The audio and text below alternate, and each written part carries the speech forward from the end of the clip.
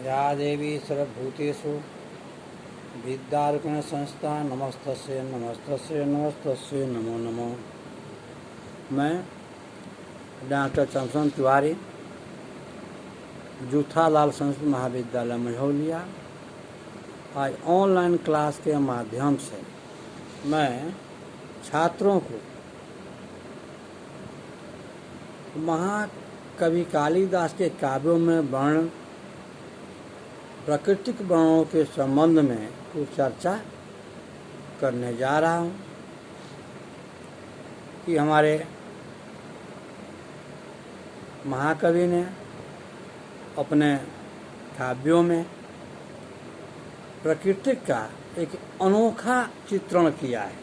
जिस प्रकार आज साहित्यों में चित्रकाव्य की प्रधानता देखने को मिलती है, ठीक उसी प्रकार हमारे कवि कुलगुरु ने अपने काव्यों में जो प्राकृतिक वर्णन को दर्शाया है वह भी एक प्रकार का चित्र का भी कहा जा सकता है कि इन्होंने अपने अनुभवों के आधार पर प्रायः अपने सभी रचनाओं में प्रकृति की, चाहे सूर्योदय हो या चंद्रमा की लालिमा हो या घने जंगलों का विहार हो, पहाड़ों से गिरते हुए झरनाओं का वर्णन हो और ऊंचे शिखरों पर पर्वतों या मंदिरों का महाकवि कालिदास ने अपने काव्यों में खूब चित्रित किया है।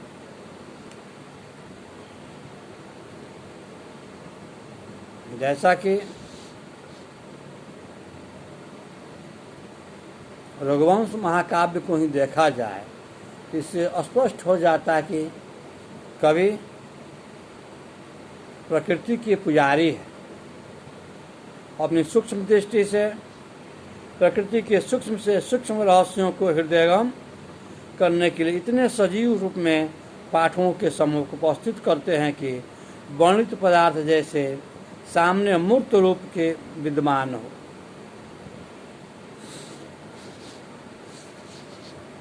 हमारे कवि ने मेघदूत में एक से एक रमणीय स्थानों का वर्णन किया है। जैसे क्रौंच पर्वत, उज्जैनी का महाकाल मंदिर, क्षिप्रा नदी का धार, बेत्रवती नदी की संरचनाओं का, जिस प्रकार कवि ने जीवंत रूप में चित्रित करने का जो सफल प्रयास किया है वो अन्यत्र देखने को दुर्लभ मिलता है। अर्थात कालिदास के काव्यों में जो प्राकृतिक वर्णन है वह अन्य कवियों में कम देखा जाता है।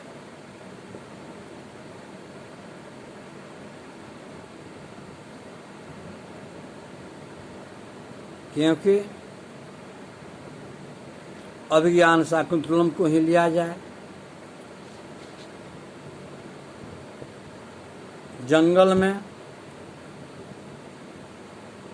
शांत वातावरण में कौन ऋषि का आश्रम, और उसे आश्रम में निर्विघ्न रूप से विचरते हुए हरिण को देखा जा सकता है। उस वन में गुरु के साथ साथ बहुत से शिष्य हैं, मुनि कन्याएं हैं, फिर भी उन लोगों के मध्य में वो हरिण, मोर, चातक, कोयल सब विद्यमान रहते हैं और अपने समयानुसार, ऋतुओं के अनुसार अपना नृत्य इत्यादि प्रस्तुत करते रहते हैं।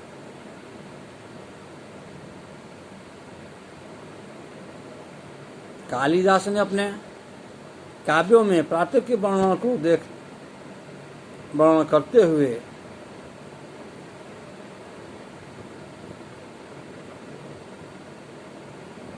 विंध्य की घने जंगलों के साथ साथ ऊंची पहाड़ियों का भी अपने काव्यों में उल्लेख किया है।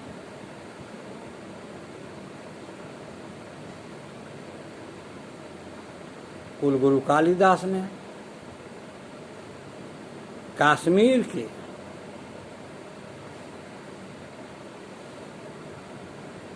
प्राकृतिक छटाओं का वर्णन करने में तो थकते ही नहीं।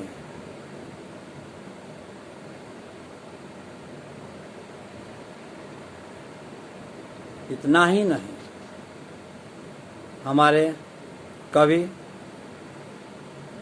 भौगोलिक परिस्थितियों का सम्यक ज्ञान रखते हैं, क्योंकि मेघदूत में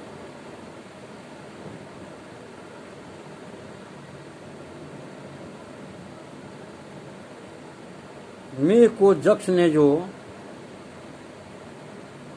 अलकापुरी जाने के लिए मार्ग बतलाया है, उन मार्गों में बहुत सारी नदियों, पहाड़ों का वर्णन मिलता है। साथ ही साथ उज्जैनी के महाकाल मंदिर का भी वर्णन कवि के काव्यों में उपलब्ध है। इतना ही नहीं, कवि का कथन है कि हे मेघ, तुम यदि अलका जा रहे हो तो सायंकाल गोधली में महाकाल मंदिर में उपस्थित होना, और उपस्थित होने के साथ साथ जो वहाँ की ज्योतियाँ पूजा अर्चना के लिए उपस्थित होगी तो उस समय घोर गर्जन करना। और घोर गर्जन करने का अभिप्राय यह है कि वहाँ के ज्योतिया यह समझे कि मंदिर में नगाड़ा बाद बज रहा है।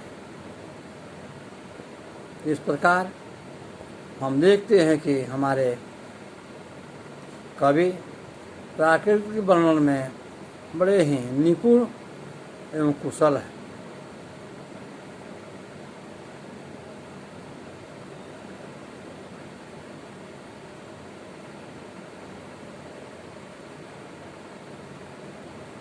रघुवंश महाकाव्य को भी यदि देखा जाए, यहाँ भी हमारे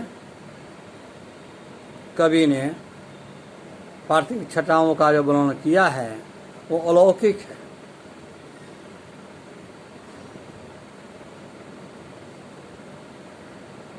क्योंकि कवि ने लिखा है कि जब गाय के बछड़ा, नंदिनी का बछड़ा दूध पान कर लेता है, उसके पश्चात उस नंदिनी गाय की राजा दिलीप की पत्नी सुलक्षणा के द्वारा पूजा अर्चना की जाती है। और पूजा अर्चना के पश्चात राजा दिलीप स्वयं उसे वशिष्ठ के आश्रम से जंगल में ले जाते हैं। जंगल में हरे हरे घास वहीं पहाड़, कलकल करती नदियाँ, उसे जंगल में ही दिलीप के परीक्षण हेतु एक मायावी सिंह का उत्पन्न होना, उस सिंह के द्वारा राजा दिलीप की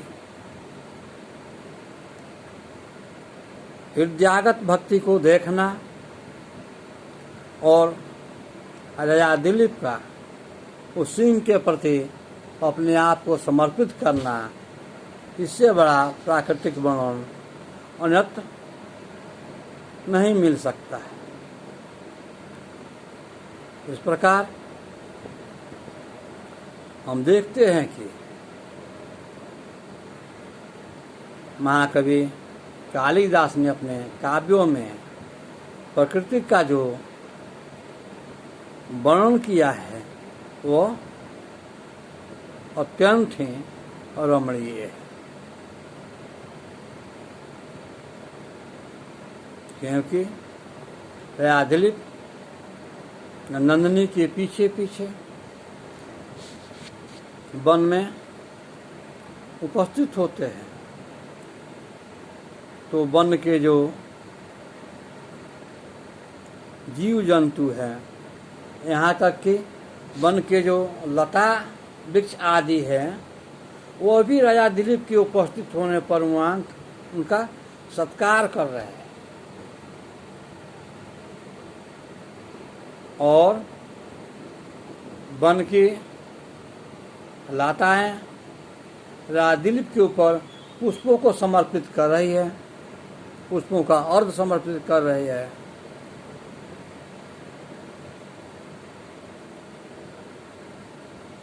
और वन के जो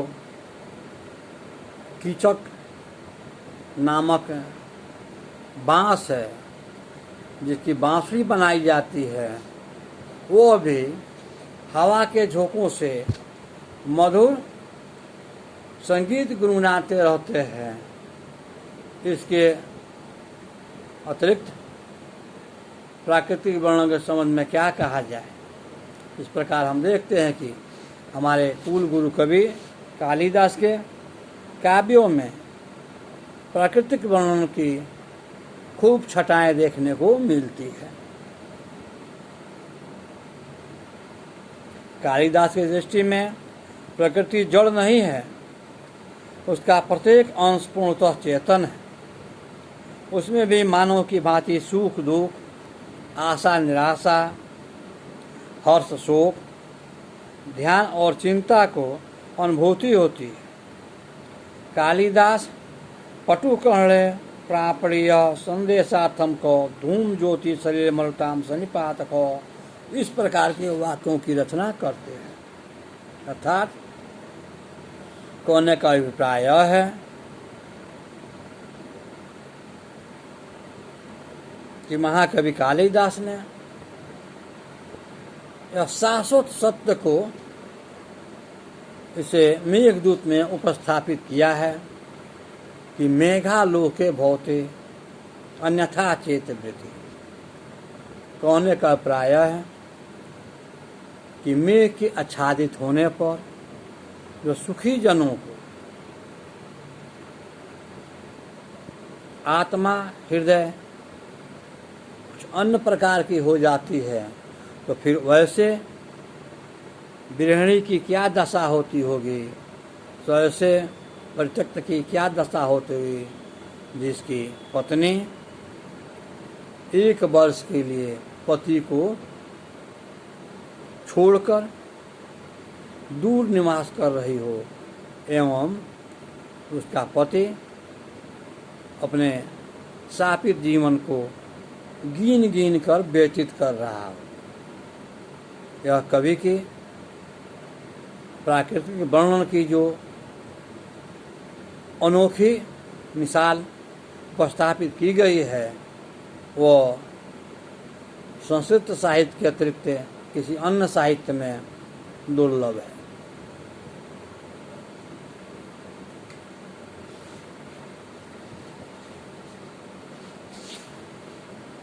क्योंकि हमारे कवि ने लिखा है, पटुः कर्ण प्रापणीय संदेशार्थम को, अर्थात जो यह मेघ है वह धूम ज्योति शरीर सन्निपात को मेघ, धुआं अग्नि हवा के मिश्रण से निर्मित है। यह जो संदेश है अर्थात जो प्रेम पत्र है या आज के युग में जैसे लव लेटर की संज्ञा दी जाए, तो उसे प्रेषित करने के लिए किसी चतुर व्यक्ति की आवश्यकता होती है, न कि मूर्ख की। तो हाँ, कवि ने यह जो उपस्थापित किया है लक्ष्य कि यह जो मेघ है वह तो चेतन प्राणी नहीं है, फिर भी यक्ष उस मेघ से याचना करता है और उसके संदर्भ में, उसकी शंका समाधान में कवि ने लिखा है कि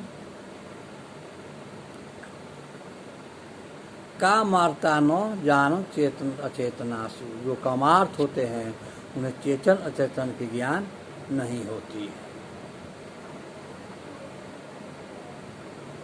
इस प्रकार हमारे कवि ने जो अपने रचित काव्यों में प्राकृतिक वर्णन का जो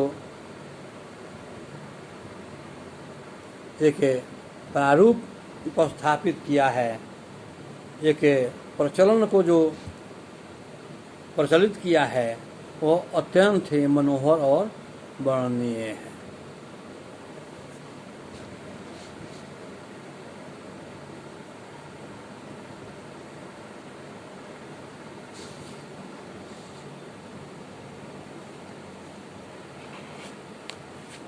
महाकवि कालिदास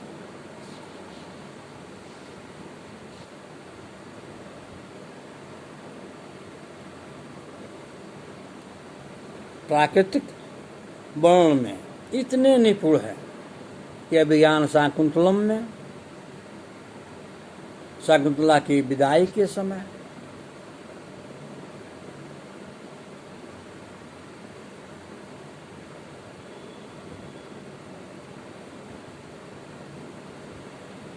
वृक्ष की लताएं अपने आंसू को प्रवाहित कर रहे हैं, अर्थात वृक्ष के जो पत्ते गिर रहे हैं उसे यो कहा जाए कि वृक्ष के आंसू गिर रहे हैं। एवं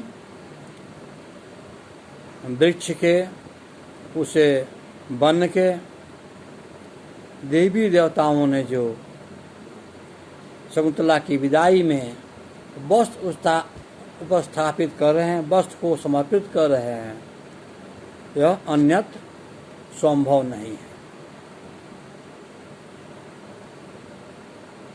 इतना ही नहीं, पातुम न प्रथमम सौमेव जल्लम,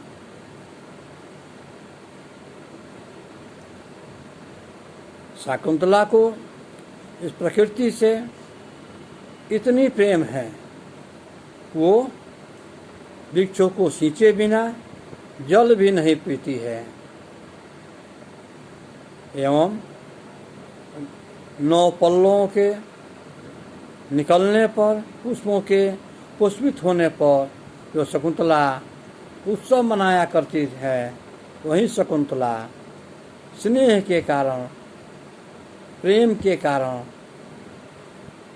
प्रकृति को बाधित न होने के कारण उन वृक्ष के 9 पल्लों को नहीं तोड़ पाती है। यह महाकवि कालिदास का प्राकृतिक वर्णन है।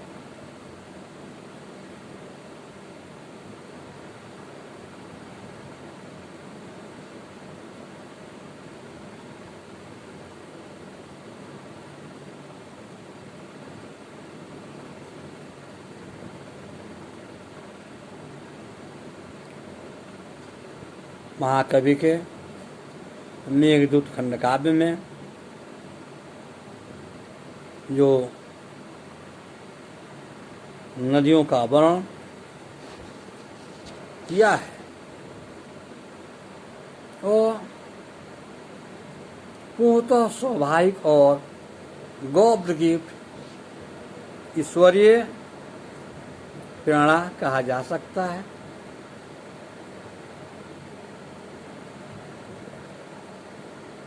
कि कवि ने अपने अनुभवों के अनुरूप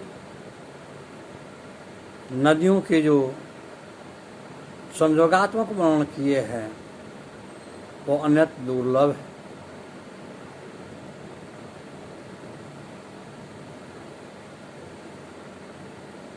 जिस प्रकार विद्वानों ने यह स्वीकार किया कि महाकवि कालिदास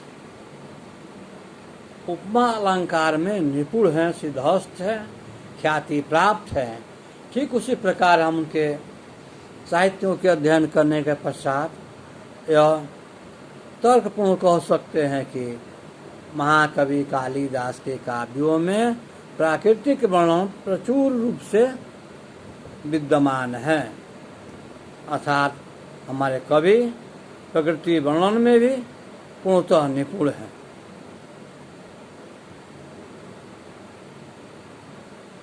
इनके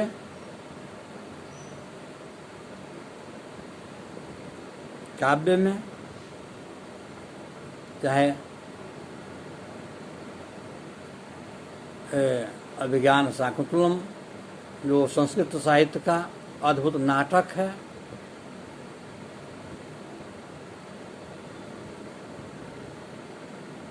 कर्ण के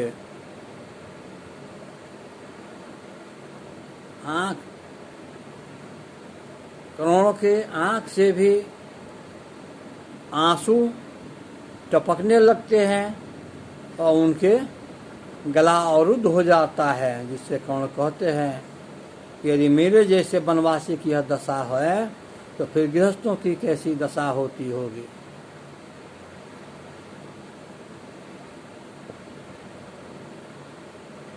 यह महाकवि कालिदास की प्राकृतिक वर्णन है।